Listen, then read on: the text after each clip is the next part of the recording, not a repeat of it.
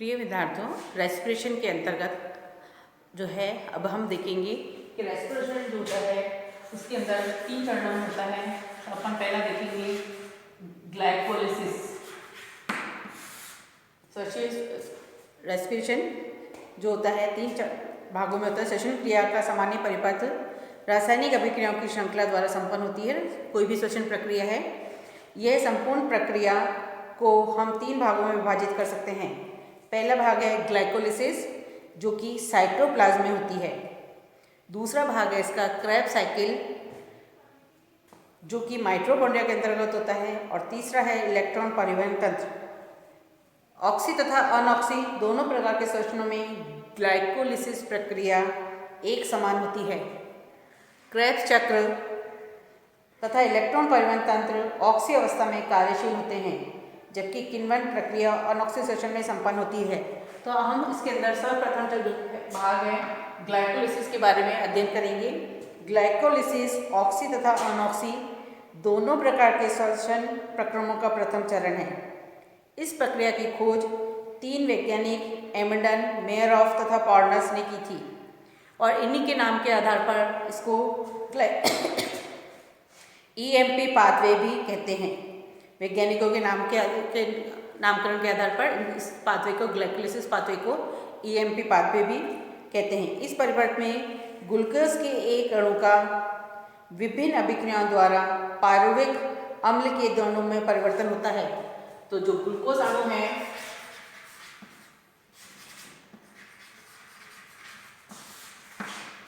एक glucose molecule से 2 पारुविक अम्ल बनते हैं।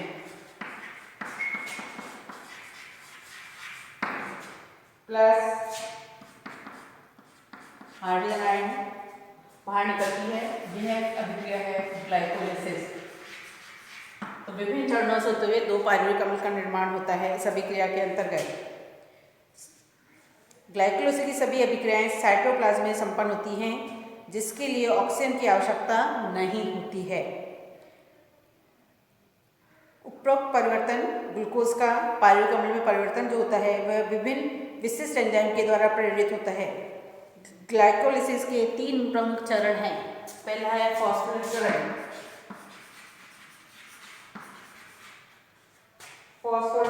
फॉस्फोराइलेशन।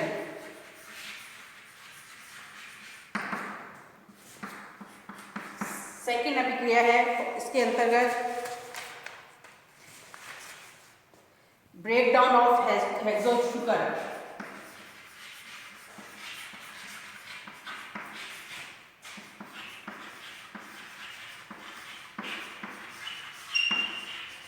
और थर्ड इसका जो पार्ट है वो है सिंथेसिस ऑफ पारुविक एसिड।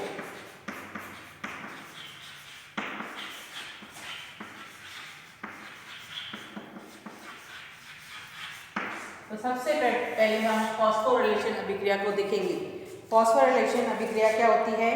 सर्वप्रथम इसके अंतर्गत ग्लूकोज हेक्सोज काइनेज एंजाइम की उपस्थिति में ATP की सहायता से ग्लूकोज का 6 कार्बन पर फॉस्फोरिलीकरण होता है, जिससे ग्लूकोज 6 फॉस्फेट बनते हैं। इस अभिक्रिया के अंदर ग्लूकोज का अणु फॉस्फोरिलीकृत होता है, जिसके फलस्वरूप फ्रक्टोज 1,6 डाइफॉस्फेट का निर्माण होता है। ग्लूकोज के प्रत्येक अणु के फॉस्फोरिलीकरण से 2 ATP की आवश्यकता होती है। तो सर्वप्रथम जो है ग्लूकोज से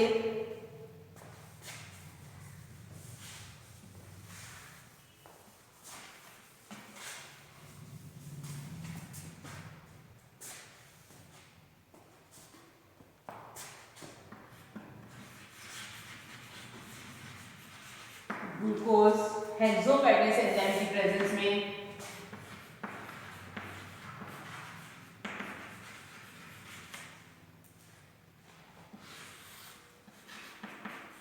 यहाँ पर ATP का भी प्रोडक्शन होता है, एनर्जी बनती है। और सर्वप्रथम ये बनाते हैं ग्लूकोज 6 फॉस्फेट।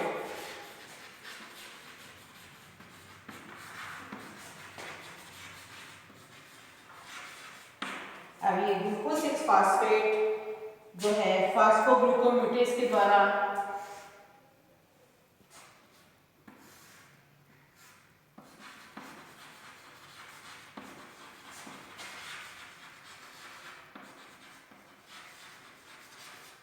ये बनाते हैं फ्रक्टोज 6 फास्फेट।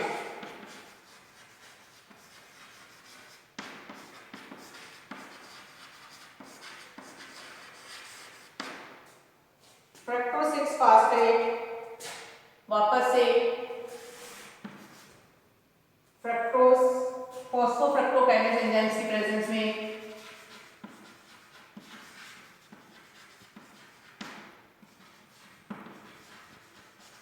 और यहाँ पर भी जो है यहाँ पर एटीपी कंज्यूम होती है और एटीपी का निर्माण होता है। ये मॉलिक्यूल एटीपी का कंज्यूम होता है और ये बनाते हैं फ्रक्टोज 1,6 डाइफॉस्फेट।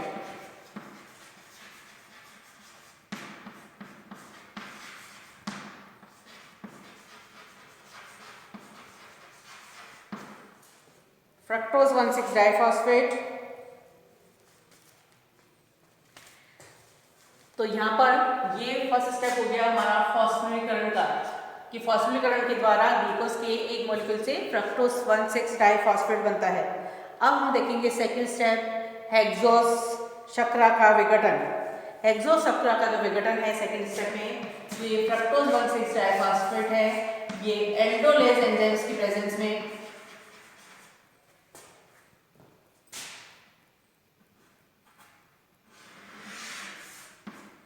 ये बनाते हैं ग्लिसरॉल्डिहाइड 3 फास्फेट।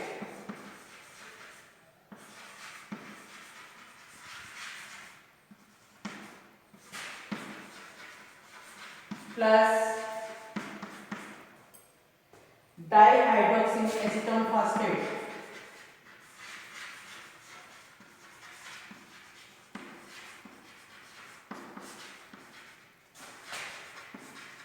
तो ये 3 कार्बन यौगिकों में विघटित हो जाता है fructose 1,6 diphosphate.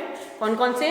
Glyceraldehyde 3 phosphate plus dihydroxy acetone phosphate. ये डाइहाइड्रोक्सी एसीटोन फास्फेट ये वापस से फॉस्फोग्लिसरॉल्डिहाइड बनाता है।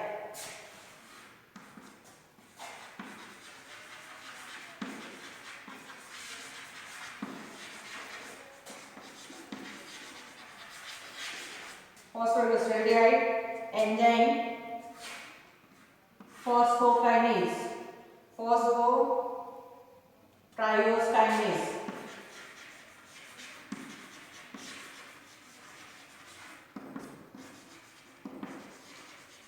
फॉस्फोट्राइओकाइनेज एंजाइम्स की प्रेजेंस में ये फॉस्फोग्लिसरॉल्डिहाइड का निर्माण करते हैं। उपरोक्त दोनों यौगिक कौन कौन से? ग्लिसरॉल्डिहाइड 3 फास्फेट और डाइहाइड्रोक्सी एसीटोन फास्फेट, ये इंटर कन्वर्जन होता है तथा साम्य अवस्था में रहते हैं। इनका इंटर कन्वर्जन या अंतर रूपांतरण फॉस्फोट्राइओज आइसोमरेज एंजाइम की उपस्थिति में होता है, परंतु आगे की प्रक्रियाओं में केवल 3 फास्फोग्लिसरॉल्डिहाइड ही भाग लेता है। इस प्रकार हम ये कह सकते हैं कि ग्लूकोज के प्रत्येक अणु में फॉस्फोग्लिसरॉल्डिहाइड के 2 अणु ही बनते हैं। अब तीसरा स्टेप, सिंथेसिस ऑफ पायरुवेट अम्ल। ग्लाइकोलाइसिस का तीसरा है सिंथेसिस ऑफ पायरुवेट अम्ल। इसके अंदर ग्लिसरॉल्डिहाइड 3 फास्फेट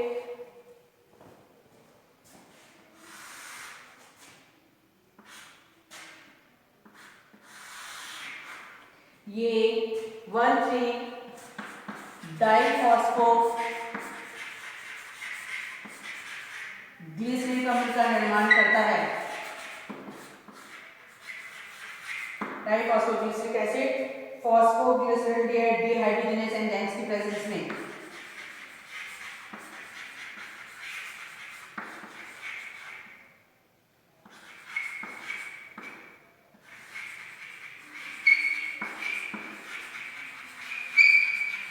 डिहाइड्रोजनेज एंजाइम्स की प्रेजेंस में 1,3 डाइफॉस्फोग्लिसरिक एसिड का निर्माण होता है।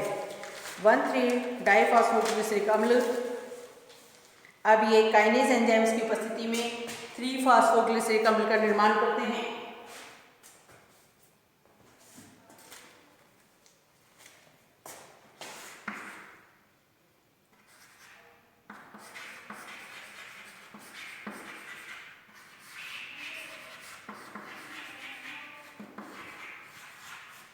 फॉस्फोग्लिसरिक एसिड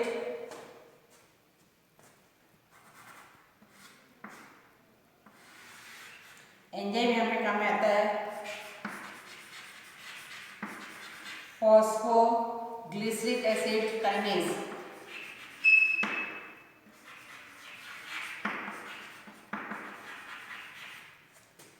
अब 3-फॉस्फोग्लिसरिक एसिड जो है ये फॉस्फोग्लूकोमेटेज के द्वारा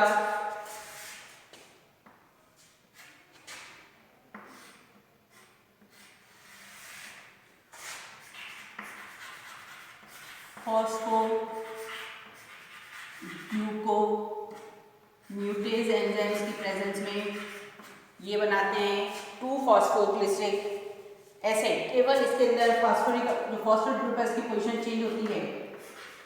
2-फॉस्फोग्लिसरिक एसिड 2-फॉस्फोग्लिसरिक एसिड एनोलाइज एंजाइम्स की प्रेजेंस में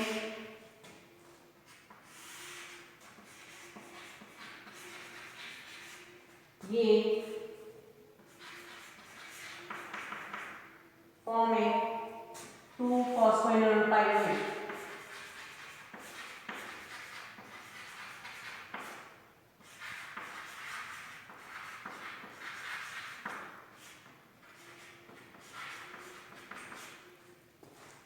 इनोलाइज एंजाइम्स की प्रेजेंस में ये बनाते हैं 2-फॉस्फोइनोल पाइरुवेट। पाइरुवेट या पाइरुविक एसिड। ये फॉस्फोइनोल पाइरुवेट अम्ल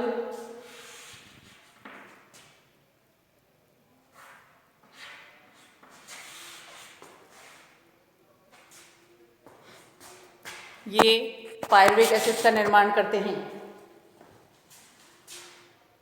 एंजाइम पाइरुविक एसिड काइनेज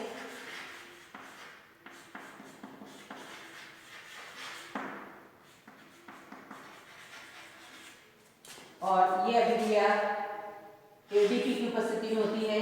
तो यहाँ पर ADP is converted into ATP and forming pyruvic acid.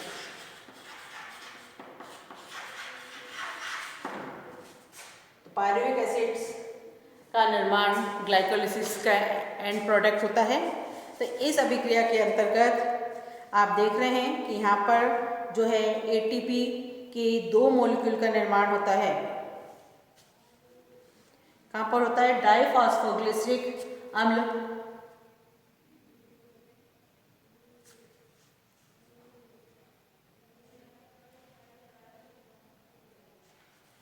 Diphosphoglyceric अम्ल डाइफॉस्फोग्लिसरिक एसिड से 3-फॉस्फोग्लिसरिक एसिड का निर्माण ये यहाँ से यहाँ पर जो हो रहा है इसके अंदर